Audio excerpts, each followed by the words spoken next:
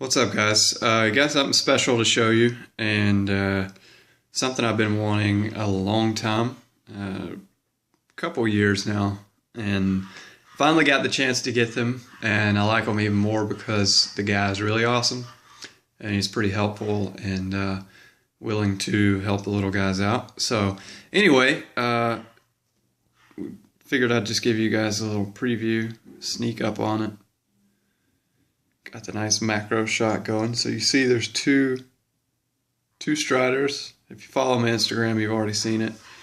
Dun dun dun. Two custom DDCs.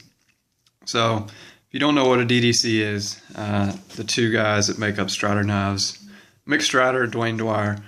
Mick makes his own custom knives, so does Dwayne. A Dwayne custom is called a DDC, Dwayne Dwyer custom. And, of course, a Mick custom is an MSC, Mick Strider custom, and that's their designation. So these are two DDCs, DDC SnG to be exact. And Neil at True North Knives got these from Blade Show, True North Knives. Not sure if I enunciated that correctly. He got these from Blade Show. They came up on his site, and as soon as I saw them, I snagged them. Been wanting some of these forever. For a long time, and I've actually wanted to try this exact steel. This steel has not been used in many knives really ever on earth. I think Dwayne Dwyer is the only person that has used this steel in cutlery, and he has made only a handful of knives in this steel. Now more, because he completed a run of I think 10, could be 12, not sure. But the steel is PSF-27. And if you're not familiar with that, don't feel bad, because I wasn't either. What PSF-27 is a spray-formed D2 analog. So it has a little bit more vanadium than standard D2, some other ingredients, and it is spray-formed. The spray-form process, from what I've read, results in a steel that is a lot finer grained than even powder metallurgy steels, and because of that has increased toughness and increased edge retention. And we're looking at edge retention as a whole of a lot of different properties that the spray form gives. So they don't say specifically edge retention is increased, but of course toughness is, and due to the extra vanadium, wear resistance will be increased. So it should be a steel that holds its edge for a long time, and I'm really curious to see what it's like. As you can see, they are both chisel grinds. That's kind of standard Dwayne Dwyer stuff right there.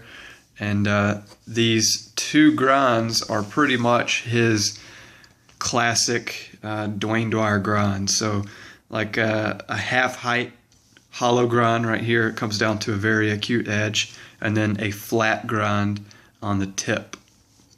So this is a recurve with a little bit of spine work done to it, not file work or anything, just a little bit of contouring.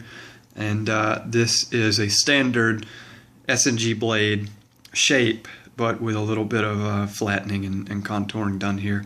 Very slight recurve here. Not even sure that's intentional. Could have just been in sharpening. But this is meant to be a recurve, and I'm not sure this is. Either way, it doesn't matter. But these are DDCs, so they're custom striders, but technically this part of it, the actual body, normally is not that much different. With DDCs, these have a little bit of customization. As you can see, contoured the G10, drilled some nice mayo holes in the scales, which I think are awesome. Heavy sandblast on the titanium side and anodization. The pocket clip, it looks like it was electro-anodized and then heat flamed in some instances. Like this, you can see a little blue hue on this end of the pocket clip. So I'm not sure the exact process he used for this, but it does result in a nice, to me it looks Ranger green. I mean, it looks like an olive drab green scale. Of course it doesn't match this because it's G10, but it does come very close in my opinion. I mean, that's pretty close. Both of these came with excellent lockup. Neither has any play in any direction, which is what you would expect for a custom. The detent is very, very strong on both of these, so I would imagine he sets the detent by hand. The grind is set up for right hand, so you always see chisel grinds and they're done the wrong way. So with a right-handed person, you want the flat side to be on the left side of the blade. That way you can get right up against things and make really flat and straight cuts. If you have the chisel on the other side and you're a right-handed person, the chisel's on this side, you can't see your flat, so you can't really make straight cuts if you're draw cutting. And that's important if you're doing some things. It's not really important opening boxes and stuff like that. But one of these will be put in my pocket. I think I've decided on this one. It will be put in my pocket and used just like any other knife. Not going to baby them. I am going to keep one nice just because I bought two, one to use, one to collect, and possibly resell. I'm not sure. They're very, very, very rare knives, so I'm not sure I'm going to resell them at all. It may just be kept as a personal collection piece for me. I am a user, but there are literally, I can count on one hand how many knives I have that I don't use. So somebody ribbed me the other day that I was keeping that Microtech SOCOM Elite as a collection piece. Well, it's not going to be made anymore, so I'm going to keep it as a collection piece. Maybe it will accrue in value, and maybe I'll sell it one day. So really the only time I don't use a knife is if I plan to resell it or keep it for the rest of my life as a showpiece or something. So if Dwayne Dwyer starts making a bunch of blades in PSF-27, which I don't think he is, maybe I'll use the other one, but for right now I'm going to keep this one nice and use this one. But I'm really excited to show you guys what it can do. I'm pretty excited to see exactly how this steel performs, what its properties are, and what it's good at. The Rockwell on these, if you're curious, is 61, so pretty hard. I mean, it's not crazy like I ran my S90V blades, but it's pretty hard. A good medium between